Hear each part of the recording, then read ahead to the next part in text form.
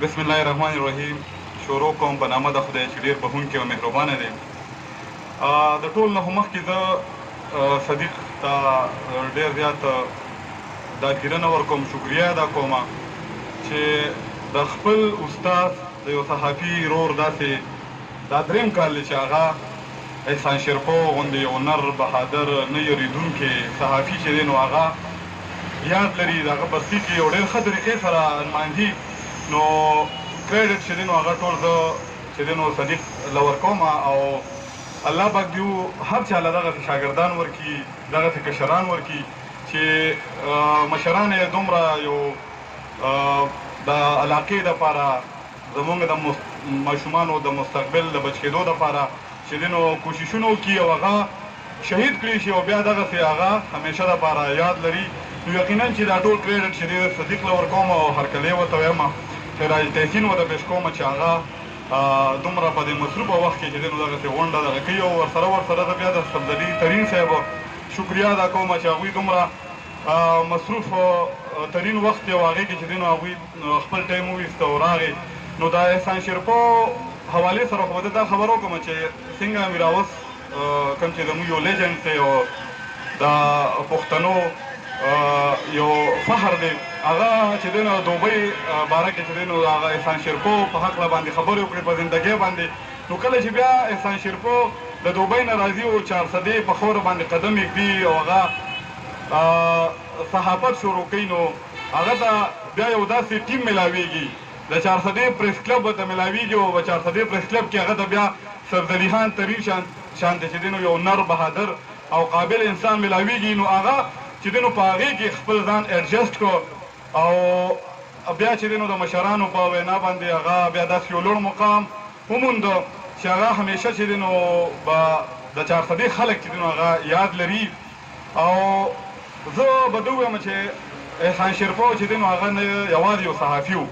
بلکې هغه یو ښه سوشل ورکر هم و او که مونږ د هغه په شهید کېدو په دغه باندې نظر واچو نو که تاسو نن وګورئ نو هغه چې دی نو په صحافتي چې کومې سرګرمۍ وې په هغه په ښه طریقه نباولو په دغه کې چې دی نو هغه شهید کړی شو، زمونږ نه جدا شو، خو شهید چې دی نو هغه چېرې نه مړ کېږي، هغه به همیشه مونږ سره وي. د هغه ګناه صرف دا وه، د هغه ګناه دا وه ډېر خلکو ته به دې پته نه لګي چې هغه ولې شهید کړی شو. هغه زمونږ د بچو د مستقبل هغه سره فکر و، هغه سره د 400 د خلکو فکر و او هغه ګناه دا وه چې هغه خلک د آیس نه منې کول، هغه دغه ځناور خلک کوم چې زمونږ د بچو د مستقبل دلته کې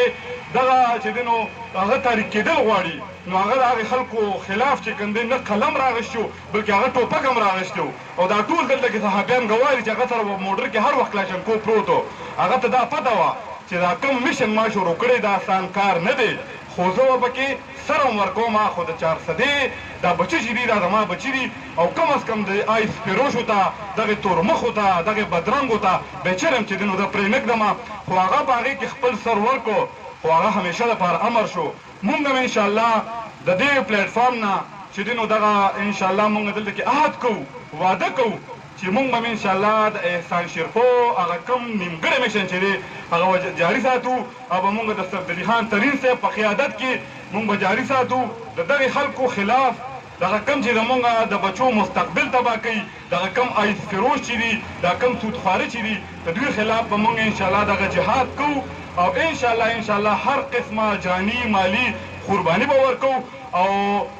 احسان شیرپو صاحب چې دی د هغه درېیمه برسي ده خو هغه چې دی نو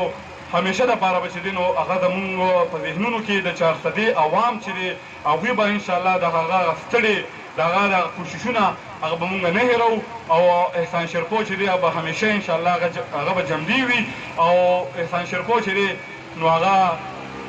څنګه چې محمود جان صاحب ووایي چې د هغه احسان شیرپو خو د هغه د 400 په خلکو احسان و نو مونږ به انشاءالله مونږ احسان فراموشه نه وو، د 400 خلک چې دی نو هغه احسان فراموشه ني، مونږ به انشاءالله د احسان شیرپو دغه هلې ځلې دغه میشن به انشاءالله جاري ساتو. ډېره مننه، شکریه.